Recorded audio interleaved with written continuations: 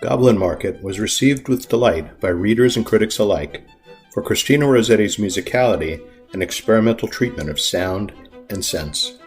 Admirers of the work included Tennyson, Swinburne, and Lewis Carroll, who apparently read it on the same day he went boating with the Liddell sisters and told them the story of Alice in Wonderland. Carroll later presented Rossetti with a copy of Alice, and some years after that, Rossetti attempted to emulate the commercial success of Alice by writing a set of stories for children called Speaking Likenesses. Carroll and Rossetti developed a close relationship over the years, and we hear poems and excerpts from these authors to illustrate their mutual respect and inspiration. We begin with Rossetti's A Frog's Fate, followed by an excerpt from Carroll's Alice in Wonderland featuring Alice and the Frog Footman.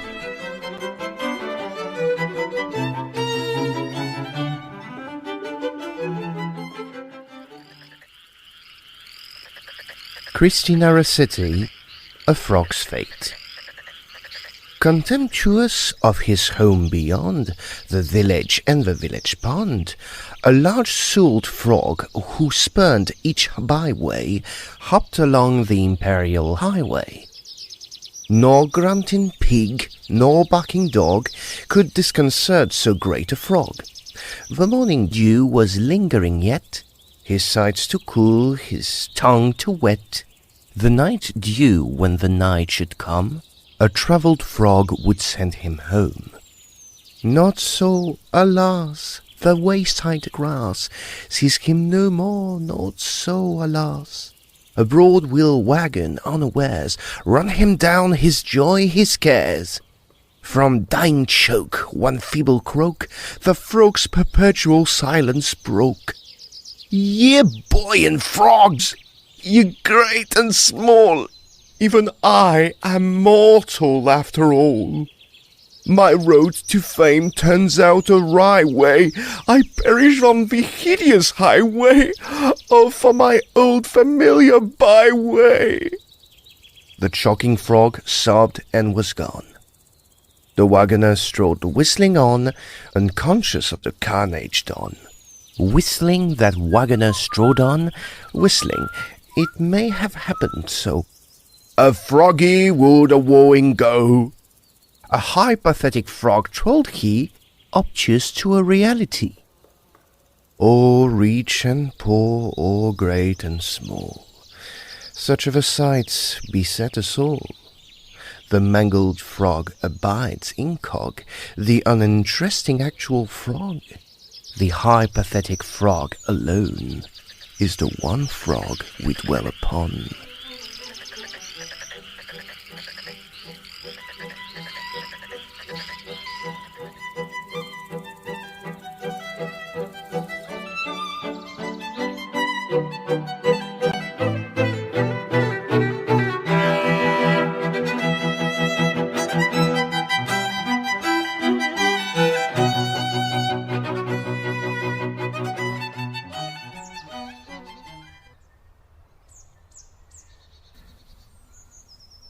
Chapter 6. Pig and Pepper. For a minute or two she stood looking at the house and wondering what to do next, when suddenly a footman in livery came running out of the wood.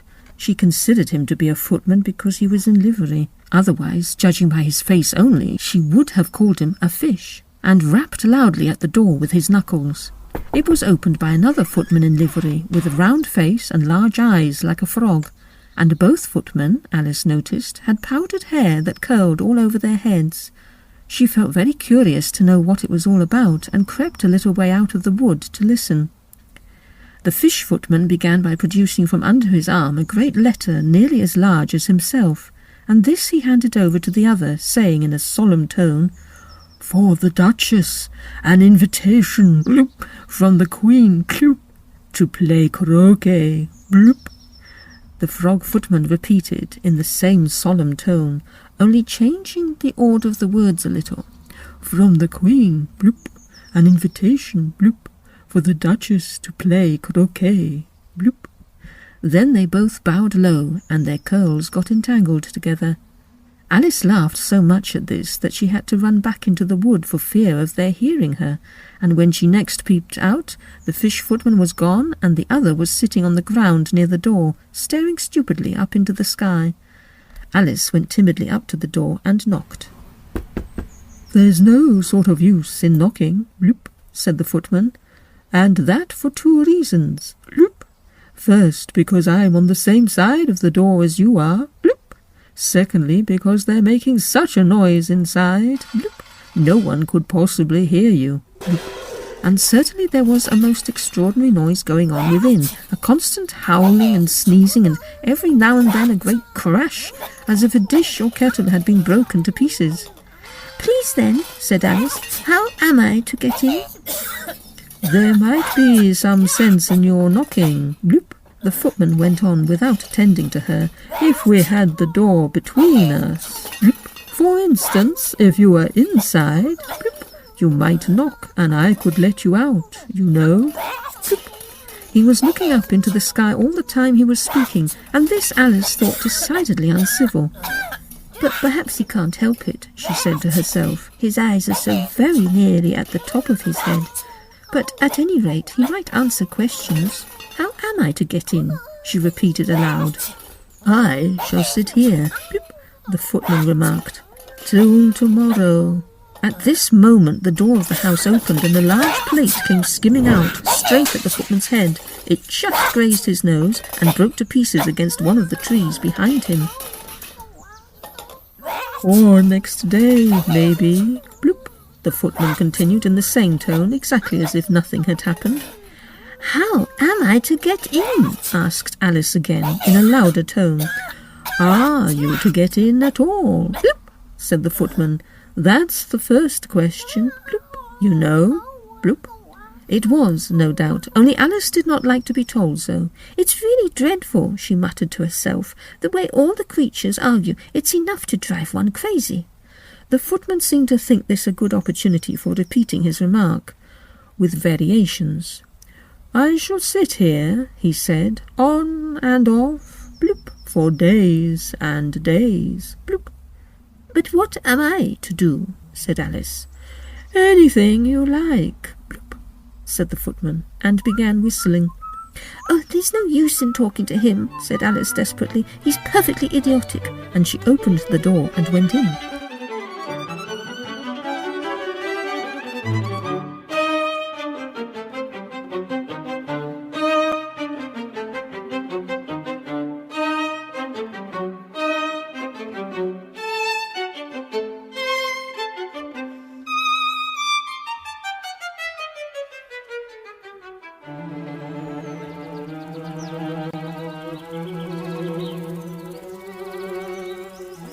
Startled by seeing the Cheshire Cat sitting on a bough of a tree a few yards off.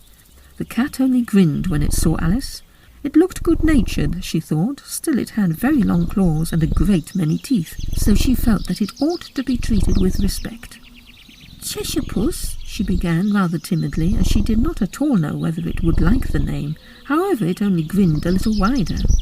"Come, it's pleased so far," thought Alice, and she went on. "Would you tell me, please, which way I ought to go from here?"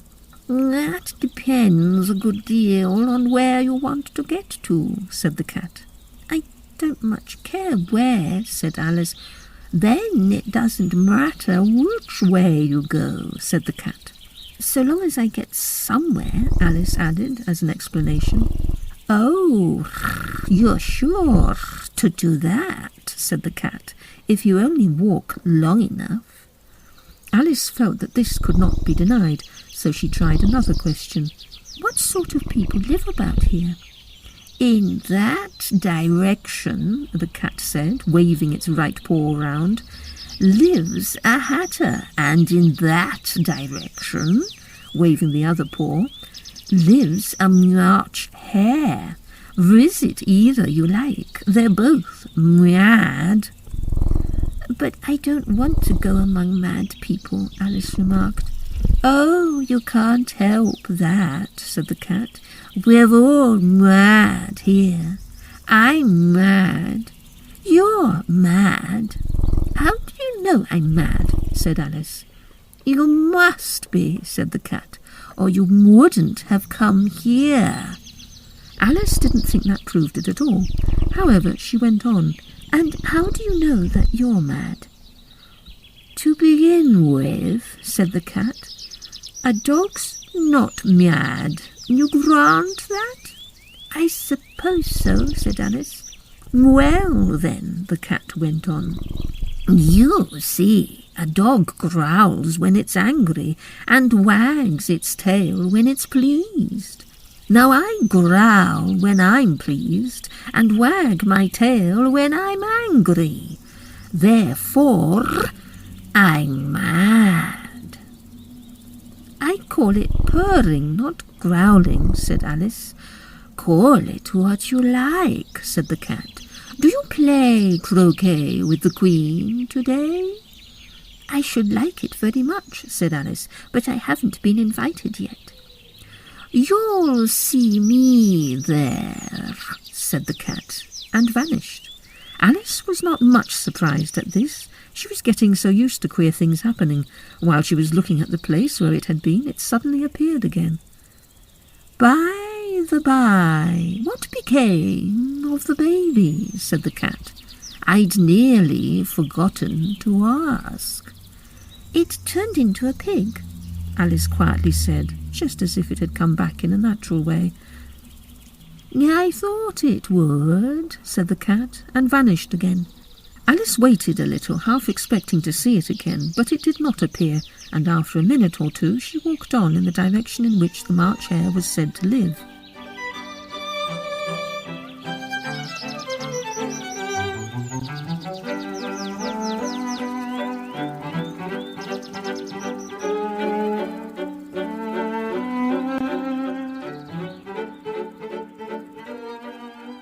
Rossetti shared a love of animals with Carroll, who was an anti-vivisectionist, and had a great affection for cats, as illustrated by the following poem, written when she was 16, in memory of, quote, a friend of mine, aged 10 and a half.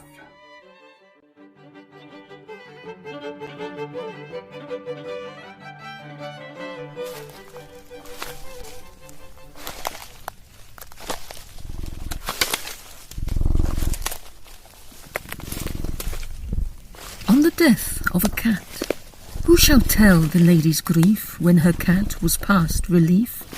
Who shall number the hot tears shed over her, beloved for years? Who shall say the dark dismay which her dying caused that day? Come, ye muses, one and all, come, obedient to my call, come and mourn with tuneful breath, each one for a separate death. And while you in numbers sigh, I will sing her elegy.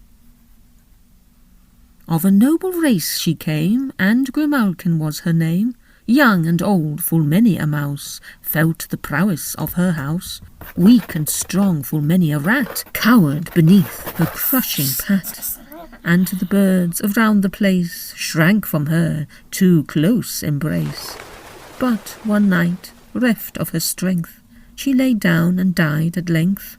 Lay a kitten by her side, in whose life the mother died. Spare her line and lineage, guard her kitten's tender age, and that kitten's name as wide shall be known as hers that died. And whoever passes by the poor grave where puss doth lie, softly, softly let him tread, nor disturb her narrow bed.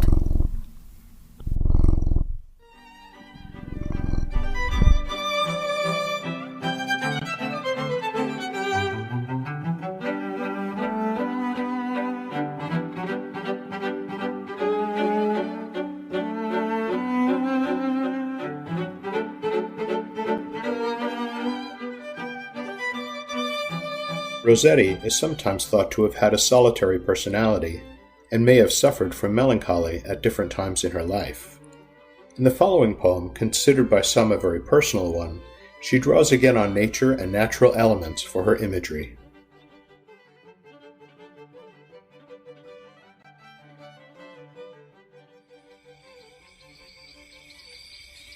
From sunset to starrise. Go from me, summer friends, and tarry not.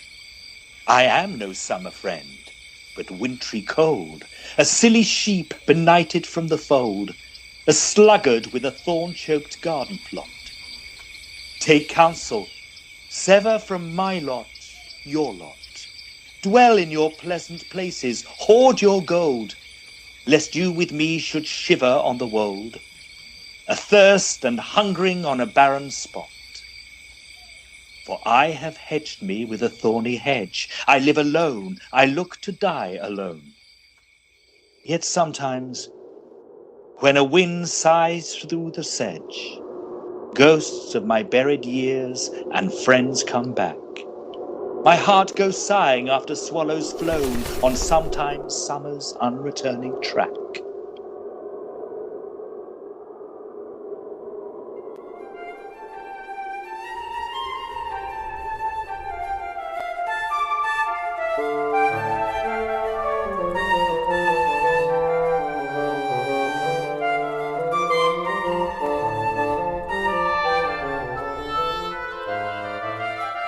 In 1865, Lewis Carroll published Alice in Wonderland and presented a copy to Rossetti. The following introduces the story of Alice and how it came to be. It also describes Wonderland's semi-dream, which echoes that Rossetti created in her 1849 poem Dreamland, which follows it.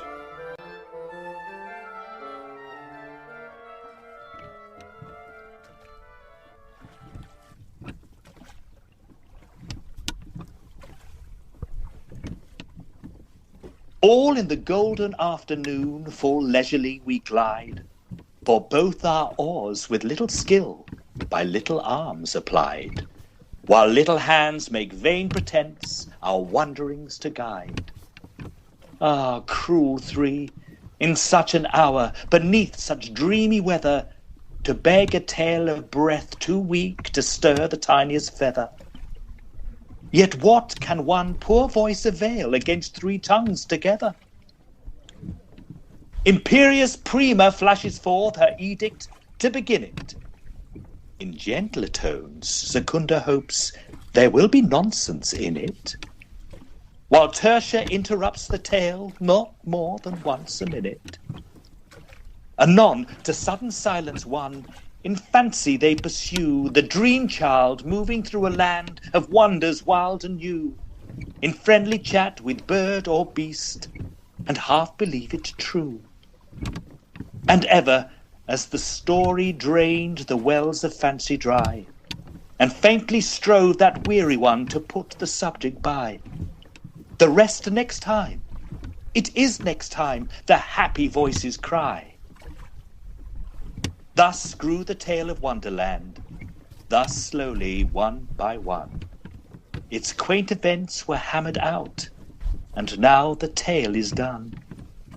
And home we steer, a merry crew, beneath the setting sun. Alice, a childish story take, and with a gentle hand lay it where childhood's dreams are twined in memory's mystic band, like pilgrims withered wreath of flowers plucked in far-off land.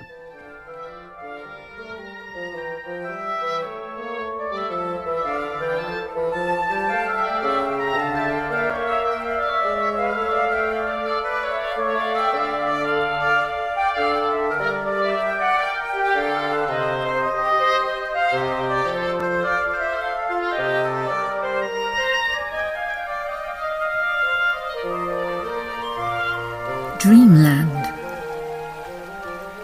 Where sunless rivers weep their waves into the deep, she sleeps a charmed sleep, awake her not. Led by a single star, she came from very far to seek where shadows are, her pleasant lot. She left the rosy morn, she left the fields of corn, for twilight cold and lorn, and water springs.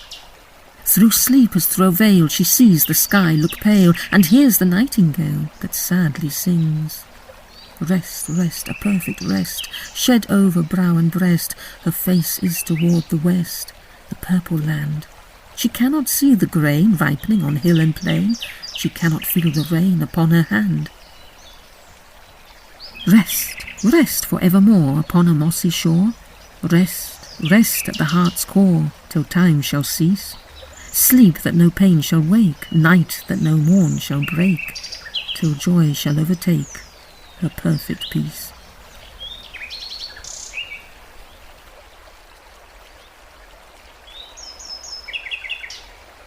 In 1874, Rossetti published a collection of short stories for children entitled Speaking Likenesses. Although unable to achieve the financial success of Carroll's Alice in Wonderland, it delights with light-hearted and playful passages featuring animated furniture. In this excerpt, one of the main characters, Flora, like Alice, finds herself at a nightmarish tea party.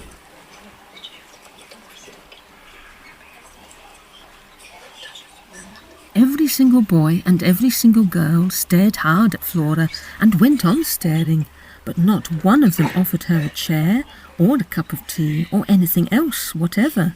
She grew very red and uncomfortable under so many staring pairs of eyes, when a chair did what it could to relieve her embarrassment by pressing gently against her till she sat down. It then bulged out its own back comfortably into hers and drew in its arms to suit her small size. A footstool grew somewhat taller beneath her feet. A table ran up with tea for one. A cream jug toppled over upon a saucer full of strawberries, and then righted itself again. The due quantity of sifted sugar sprinkled itself over the whole.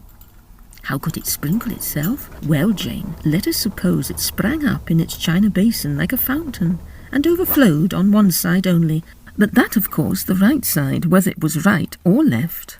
Flora could not help thinking everyone very rude and ill-natured to go on staring without speaking, and she felt shy at having to eat with so many eyes upon her. Still, she was hot and thirsty, and the feast looked most tempting. She took up in a spoon one large, very large strawberry with plenty of cream, and was just putting it into her mouth when a voice called out crossly, "You shan't, they're mine." The spoon dropped from her startled hand, but without any clatter, and Flora looked round to see the speaker. Who was it? Was it a boy or a girl? Listen and you shall hear, Laura. The speaker was a girl enthroned in an extra-high armchair, with a stool as high as an ottoman under her feet, and a table as high as a chest of drawers in front of her. I suppose, as she had it so, she liked it so, for I am sure all the furniture laid itself out to be obliging. Perched upon her hair she wore a coronet made of tinsel. Her face was a red face with a scowl. Sometimes perhaps she looked nice and pretty, this time she looked ugly. "You shan't, they're mine," she repeated in a cross, grumbling voice. "It's my birthday and everything is mine." Flora was too honest a little girl to eat strawberries that were not given her, nor could she, after this, take even a cup of tea without leave. Not to tantalize her, I suppose, the table glided away with its delicious untasted load, whilst the armchair gave her a very gentle hug, as if to console her. If she could only have discovered the door, Flora would have fled through it back into the gloomy yew-tree walk, and there have moped in solitude rather than remain where she was, not made welcome. But either the door was gone, or else it was shut too, and lost amongst the multitude of mirrors. The birthday queen, reflected over and over again in 500 mirrors, looked frightful, I do assure you. And for 1 minute I am sorry to say that Flora's 50-million-fold face appeared flushed and angry too, but she soon tried to smile good-humouredly and succeeded, though she could not manage to feel very merry.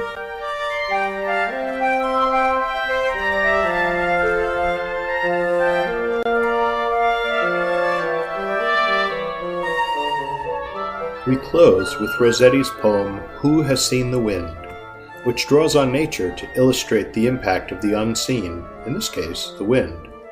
At once mystical and playful, it might have been written for a child, yet it has a depth at its core that appeals to adults.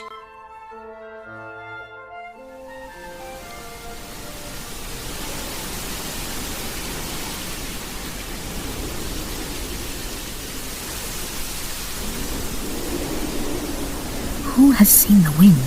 Neither I nor you, but when the leaves hang trembling, the wind is passing through. Who has seen the wind? Neither you nor I, but when the trees bow down their heads, the wind is passing by.